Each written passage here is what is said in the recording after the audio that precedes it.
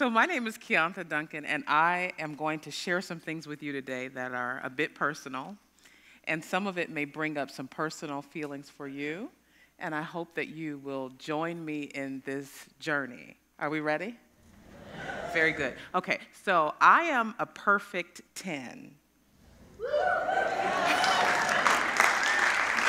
You guys are like, no, I don't know about 10. But I do mean a perfect 10 literally. Like, I am not a Bo Derek perfect 10, but I'm a 10. So not really a beauty pageant perfect 10 either, and definitely not a size 10, right? But what I am is 10 because I have 10 aces. Does anybody in here know what aces are? Okay, well, if you do or if you don't, I'm going to tell you in a minute. So ACEs are adverse childhood experiences, and they are all traumatic, and they have all been experienced by the age of 18. So let me tell you a little bit about those adverse experiences and what they are.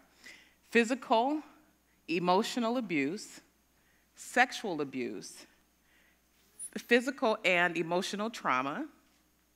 It is having a parent that's been incarcerated, having a parent that has mental health issues or substance abuse issues. It's also divorce or separation with a parent. And again, these are all by the age of 18. So I'm going to tell you a little bit about my story specifically. And I want to give you the preface to say this. I'm not proud of these things.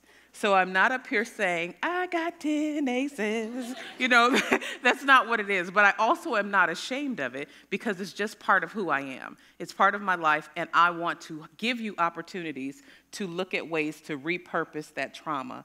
All of us have had trauma in some form or another. Not all of us are 10s, but some of you are 7s or 5s or 3s or 2s, and it really doesn't matter. The point is that you find ways to take that trauma and recycle it. So, I'd like to share with you this picture here. This is me when I was 7 years old. 7. And that's my grandmother, Geraldine, who passed away 3 years ago. I certainly wish she could have been here today. But this is me at 7, and I want to tell you a bit about some of the things that happened in my life at 7 years old. I'll tell you a particular story because it was pretty traumatic. So at 7 years old, I remember laying in the bed at my mother's house, and it was this house here. This is the exact house. It happened in this door here. Now, my mother's house, the address was 3219 West Galena. 3219 West Galena. I will never, ever forget it. If you ask me to go to the store and pick up 3 items, I am certainly going to forget one of them, but I will never forget 3219 West Galena. So this particular night, it was around midnight, 1 o'clock in the morning, and I was laying in my bed sleeping, and I could hear my mother being abused. My mother was a victim of domestic violence. And so what I could hear from the bed that shared a wall with the living room was the rumbling, the bumping around. I could hear my mother crying. I could hear her pleading. I could hear the moans and the tears. And then suddenly, it got silent. Kind of like now, completely silent. And the next sound that I heard was my mother walking into the room that I was in, and she said, Kiantha, you have to wake up. You have to get up because you have to go. It's not safe for you to be here. So at 7 years old, my mother got me out of bed, and she got a coat. My coat was blue, kind of like this one, and she pinned a note to it. The note was addressed to my father, and I was instructed to walk to my father's house and not to stop at any light, not to stop at any person, not to talk to any strangers, keep my eyes focused, and get there as quickly as possible. My mother also packed up my clothes in a plastic bag, very similar to this. And she handed it to me and said, go there now. Not I'm going to take you there. Go there now. Now, thanks to Google Maps, I can look now and see exactly how far that walk was. So Google says it's about a 15-minute walk. So if you imagine my legs a little shorter, a little smaller, the walk for me at age 7 might have been about a 30-minute walk. But at that moment, it was so critical in my life because it was so traumatic. 7 years old. But I don't want you to get caught up on that story because there's many more.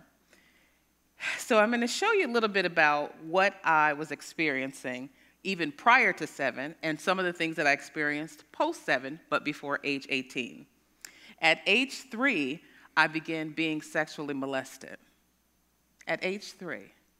And I'm sure there are going to be some of you in this audience who have similar experiences. And maybe you didn't know that there was a name for the trauma that happens as a result of these things, but it is called ACEs.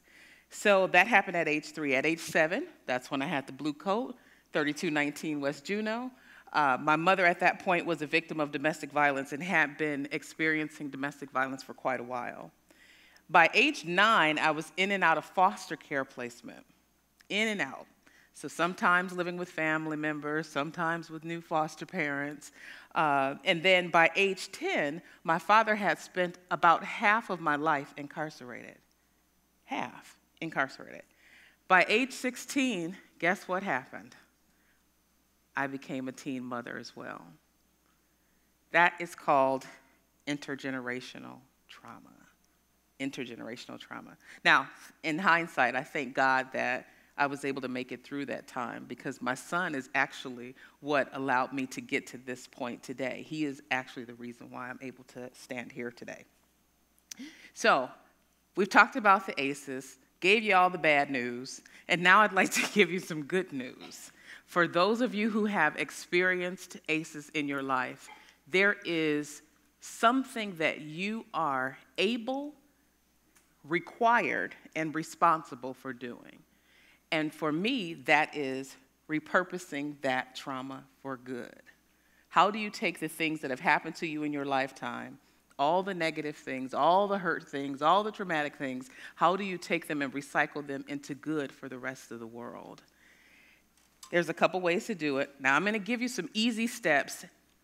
I will tell you, I felt conflicted about giving the easy steps because I don't want you to think that it's easy.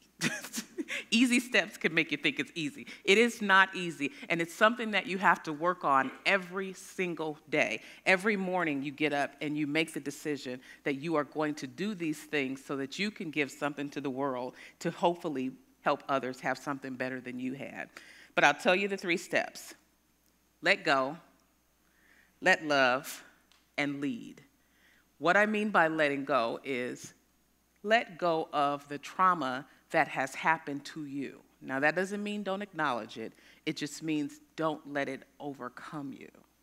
Let go of the power that it has over you. Let love. Let love means let love be the reason that you release that trauma. Let that be the reason that you want to be better, that you want to be healthier, that you want to be whole. And let that be the reason that you want to help the world. And the last is lead. Commit to leading others to their healing. I think that's what this is doing now. That's what this TED Talk is doing, is helping other people understand so that hopefully they can go on the journey for themselves. And if you have experienced ACEs, again, it is your responsibility to make sure that you also let go and help lead others to letting go as well.